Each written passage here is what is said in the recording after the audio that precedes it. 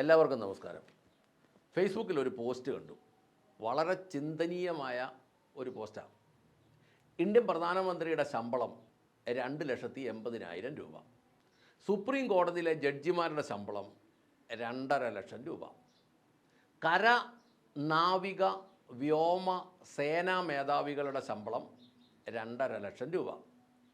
കേന്ദ്ര സെക്രട്ടറിമാരുടെ ശമ്പളം 2.25 ലക്ഷം രൂപ. ഇത്രയൊക്കെയാണ് ഇന്ത്യയിലെ ഏറ്റവും ഉന്നത സ്ഥാനത്തിരിക്കുന്ന ആളുകളുടെ ശമ്പളം. എന്നാൽ കേരളം എന്ന രാജ്യത്തിൽ PSC ചെയർമാൻ്റെ ശമ്പളം 3,87,873 രൂപ. എന്നാൽ കേരളം എന്ന രാജ്യത്തിലെ PSC മെമ്പർമാരുടെ ശമ്പളം 3,80,207 രൂപ. ഇനി ഇതിൻ്റെ വിശദമായ വശങ്ങൾ പറയാം. PSC ചെയർമാന് ഒരു മാസം സർക്കാരിൽ നിന്ന് ലഭിക്കുന്ന വരുമാനം അടിസ്ഥാന ശമ്പളം 2,24,100 രൂപ. DA ക്ഷാമബത്ത 78,000 രൂപ മുതൽ 1,12,000 രൂപ വരെ കിട്ടും. 35,000 രൂപ വരെ വാടകയുള്ള വീട്ടിൽ താമസിക്കാം, സർക്കാർ വാടക കൊടുക്കും. യാത്രകൾക്കൊരു 10,000 രൂപ കൊടുക്കും. മെഡിക്കൽ ചെലവുകൾ എത്രത്തോളം ആകുന്നുണ്ടോ അത് മുഴുവൻ കൊടുക്കും. എങ്ങനെയുണ്ട് കളി? ഇനി അടുത്തത് PSC മെമ്പർമാരുടെ വരുമാനം. അടിസ്ഥാന ശമ്പളം 2,19,000. അതിൻ്റെ കൂട്ടത്തിൽ ക്ഷാമബത്ത DA ഒരു 70,000 രൂപ. ഈ PSC മെമ്പർമാർക്ക് 35,000 രൂപ വരെ വാടകയുള്ള വീട്ടിൽ താമസിക്കാം. മാസം ഒരു 10,000 രൂപ യാത്രയ്ക്കും കൊടുക്കും. മെഡിക്കൽ ചെലവുകൾ എത്രയാകുന്നുണ്ടോ അത്രത്തോളം കൊടുക്കും. എങ്ങനെയുണ്ട് കളി? PSC ചെയർമാൻ ഒരാൾ, PSC മെമ്പർമാർ 20 പേര്, PSCയിൽ ആകെ ജോലിക്കാർ 1,800 പേര്. PSCയുടെ ആസ്ഥാനം ഹെഡ്ക്വാർട്ടേഴ്സ് എന്ന് പറയുന്നത് തിരുവനന്തപുരത്ത്. PSCക്ക് 3 റീജിയണൽ ഓഫീസുകളുണ്ട്: തിരുവനന്തപുരം, എറണാകുളം, കോഴിക്കോട്. ഇത് കൂടാതെ 14 ജില്ലാ ഓഫീസുകളും PSCക്കുണ്ട്. ഇനി PSCയിലെ എക്സിക്യൂട്ടീവ് സ്റ്റാഫ് വലിയ കുഞ്ഞച്ചന്മാരെന്ന് പറയുന്നത് ഈ 1,800-ൽ 1,640 പേര്. തിരികെ കയറ്റിയവർ എത്രയുണ്ടെന്ന് ദൈവത്തിനറിയാം. ഇനി സ്റ്റാഫുകളെ വിന്യസിച്ചിരിക്കുന്ന രീതി പറയാൻ നമുക്ക് ചിരി വരും കേട്ടോ.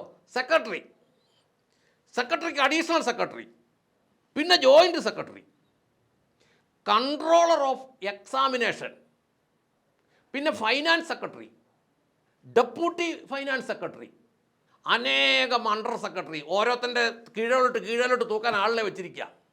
പിന്നെ സെക്ഷൻ ഓഫീസർ, അടുത്തത് assistant section officer, senior grade assistant,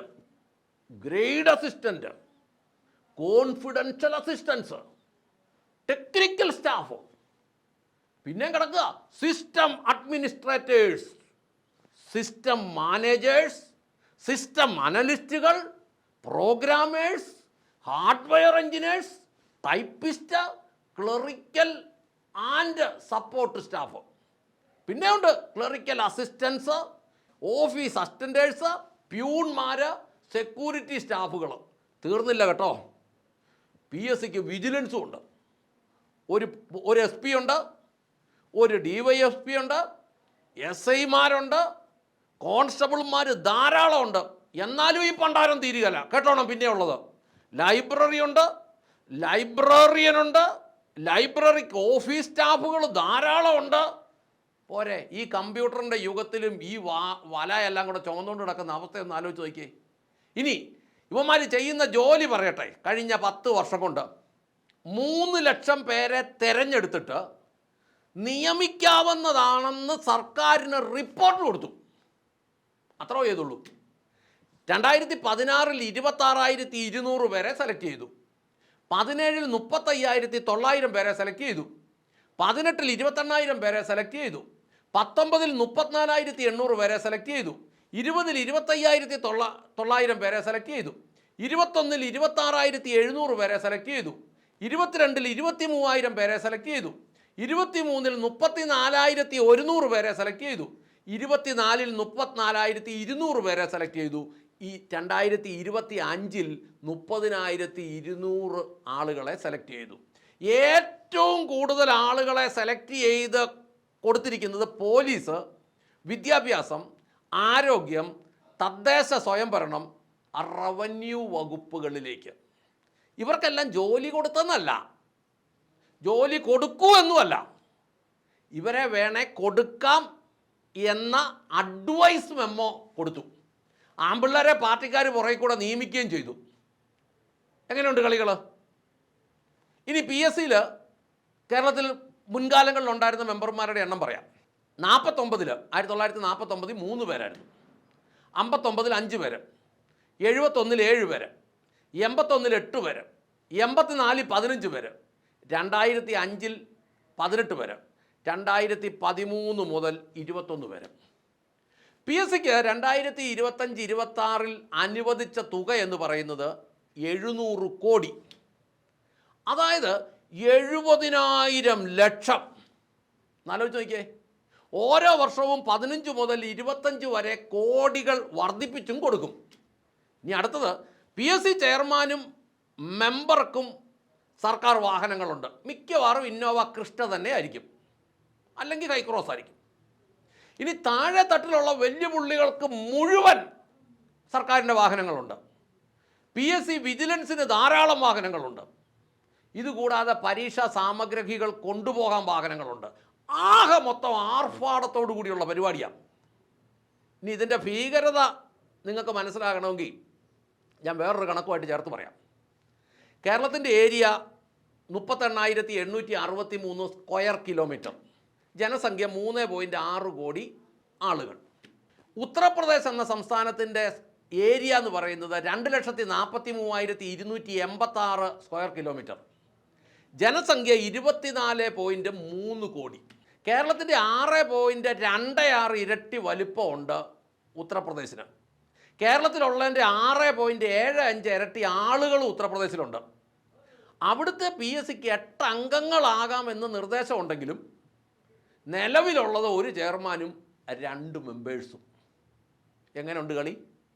Uttar Pradesh PSCക്ക് ആകെ ജോലിക്കാർ 300 പേര്. ഉത്തർപ്രദേശ് PSCക്ക് ഒരു വർഷം കൊണ്ട് കൊടുക്കുന്ന തുക 130 കോടി മാത്രം. അവർ 10 വർഷം കൊണ്ട് സെലക്ട് ചെയ്തത് 1 ലക്ഷം പേരെ. പക്ഷേ ഉത്തർപ്രദേശ് നിയമിച്ചത് 58,186 പേരെ. 130 കോടി 700 കോടി. എങ്ങനെയുണ്ട് കളി? അതിൻ്റെ 1/7 ഉള്ളൂ കേരളം. എന്നിട്ടായി കളി.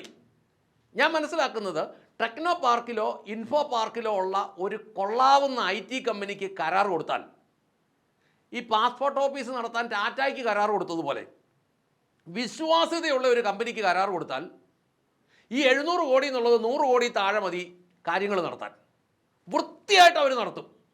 മാത്രമല്ല, ഈ കാര്യങ്ങൾ നടന്നു കഴിഞ്ഞാൽ പിന്നെ ഉണ്ടല്ലോ, മരണം വരെ ഇവന്മാർ ഈ 1800 എണ്ണത്തിനും ഇതിൻ്റെ തലപ്പത്തിരിക്കുന്ന 21 പേർക്കും പെൻഷൻ കൊടുക്കണ്ടേ? ആ പെൻഷൻ എല്ലാം ഒഴിവാക്കാം. എങ്ങനെയുണ്ട് കേരള ഭരണം? LDFും UDFും കണക്കല്ലേ? UDF പ്രതിപക്ഷത്തിരുന്നപ്പോൾ ഇതിനെതിരെയൊക്കെ എന്നാ ഘോര പ്രസംഗമായിരുന്നു VD സതീശനും ബാക്കിയുള്ളവരും ഒക്കെ. ഇപ്പോൾ എല്ലാത്തിൻ്റെയും വായിൽ എന്നാ പഴമാണോ? ഒരക്ഷരവും മിണ്ടുന്നില്ല. ഈ PSCയുടെ തലപ്പത്തിരിക്കുന്ന 21 സഹാക്കന്മാരാ. VD സതീശന് കയറിക്കഴിഞ്ഞപ്പോൾ കണ്ണ് കാണുകയില്ല, ഒന്നും പുള്ളി കാണുന്നില്ല. പുള്ളി ആ കസേര ചെന്നപ്പോൾ PSCക്കാരെ ആരെയും കാണുന്നില്ല. പിന്നെ പിണറായി വിജയൻ നിയമിച്ച വലിയ പുള്ളികളെ ഒന്നും കാണുന്നില്ല. എന്തിനാ? അജിത് കുമാറിനെ പോലും പുള്ളി കാണുന്നില്ല. പുള്ളിക്കൊന്നും കാണത്തില്ല, പുള്ളിയുടെ കാഴ്ച നഷ്ടപ്പെട്ടു. എന്നാ കഷ്ടമാണെന്ന് ആലോചിച്ച് നോക്കിയേ. ഇനി വേറൊരു കണക്കൂടെ പറഞ്ഞ് അവസാനിപ്പിക്കാം. 1,40,000 സാങ്കേതിക വിദ്യാഭ്യാസമുള്ള നമ്മുടെ യുവതിയുവാക്കൾ നല്ല മാന്യമായ വിദ്യാഭ്യാസം ഉള്ളവരുണ്ട്.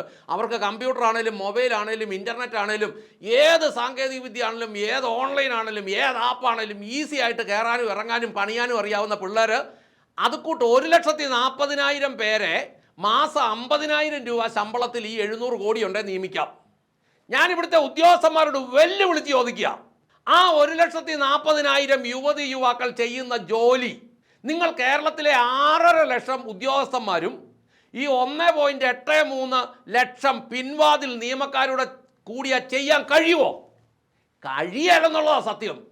അതുകൊണ്ടാണ് ഞങ്ങൾ ജനമിത്ര എന്ന സംഘടന ഏറ്റവും അധികമായി പറയുന്നത് ഏറ്റവും പുതിയ ടെക്നോളജി ഉപയോഗിച്ചുകൊണ്ട് ഗവൺമെൻറ് ജോലിക്കാരുടെ എണ്ണം 1.5 ലക്ഷമായി കുറയ്ക്കണമെന്ന്. അങ്ങനെ സംസ്ഥാനത്തിൻ്റെ ചെലവ് കുറയ്ക്കണമെന്നാണ് ഞങ്ങൾ എപ്പോഴും പറഞ്ഞുകൊണ്ടിരിക്കുന്നത്. ഇതെവിടെ തുടങ്ങണം? ഇന്ത്യൻ പ്രധാനമന്ത്രിയെക്കാളും ശമ്പളം കിട്ടുന്ന PSC ചെയർമാൻ എന്ന ആസ്ഥാന സഖാവിനെയും സംസ്ഥാന മുഖ്യമന്ത്രിയെക്കാളും ശമ്പളമുണ്ട് ഇവന്മാർക്ക്. അങ്ങനെ ശമ്പളമുള്ള PSC മെമ്പർമാരെന്ന 20 സഖാക്കന്മാരെയും ഒഴിവാക്കി കളയണം. കേരളത്തിൻ്റെ രീതിക്ക് അങ്ങേയറ്റം 2 മെമ്പർമാരും 1 ചെയർമാനും മതി. ഞാൻ മുഖ്യമന്ത്രി VD സതീശനോട് പറയട്ടെ, ഇവന്മാരെ 21 എണ്ണത്തിനെ അങ്ങ് പിരിച്ചുവിടുക. എന്നിട്ട് എന്നാ ചെയ്യണമെന്നറിയാമോ? നല്ല വിദ്യാഭ്യാസമുള്ള MLA മാരുണ്ടല്ലോ, അവരിൽ ഒരാളെ ചെയർമാനുമാക്കി അവരിൽ നിന്നൊരു 2 പേരെ മെമ്പർമാരുമാക്കുക. തലയ്ക്കകത്ത് വെളിവുള്ള പിള്ളേർ ഇഷ്ടം പോലെ ഈ പ്രാവശ്യം നിയമസഭയെ ജയിച്ചു വന്നിട്ടുണ്ട്. അങ്ങനെയുള്ള ഒരു 2 പേരെ മെമ്പർമാരും ഒരാളെ ചെയർമാനുമാക്കിയിട്ട് അവരെ ഈ കാര്യങ്ങൾ ഏൽപ്പിക്കുക. PSCക്കുള്ള തുക ഒരു 100 കോടിക്ക് താഴെയായിട്ട് വെട്ടിക്കുറയ്ക്കുക. PSCയുടെ സ്റ്റാഫിനെ പരമാവധി ഒഴിവാക്കുക. ഇനി ഇതൊന്നും പറ്റുകയില്ലെങ്കിൽ ഇവന്മാരെ എല്ലാം കൂടി അങ്ങ് PSC എന്ന് പറഞ്ഞ പ്രസ്ഥാനം തന്നെ എടുത്തു കളഞ്ഞിട്ട് ടാറ്റായ്ക്ക് പാസ്പോർട്ട് കൊടുത്തതുപോലെ അല്ലെങ്കിൽ ആ സംവിധാനം കൊടുത്തതുപോലെ ഇതുപോലെ കൊള്ളാവുന്ന ഒരു കമ്പനിയെ ആ ടെക്നോ പാർക്കിൽ നിന്നെങ്ങാനും സെലക്ട് ചെയ്തിട്ട് സുതാര്യമായിട്ട് അവരെ കാര്യങ്ങൾ ഏൽപ്പിക്കുക. അവർ ഈ കാര്യങ്ങൾ നല്ല വൃത്തിയായിട്ട് ചെയ്തോളും. ഒരു 100 കോടിക്ക് താഴെയുള്ള ചിലവേ വർഷം വരുവുള്ളെന്ന് സർക്കാരിനെ ഓർമ്മിപ്പിച്ചുകൊണ്ടും പിന്നീട് അടുത്ത 40 കൊല്ലത്തേന് 100 കോടി അടുത്ത് പെൻഷനും വേണ്ടി വരികയില്ലെന്ന് ഓർമ്മിപ്പിച്ചുകൊണ്ടും നിർത്തട്ടെ. നന്ദി, നമസ്കാരം.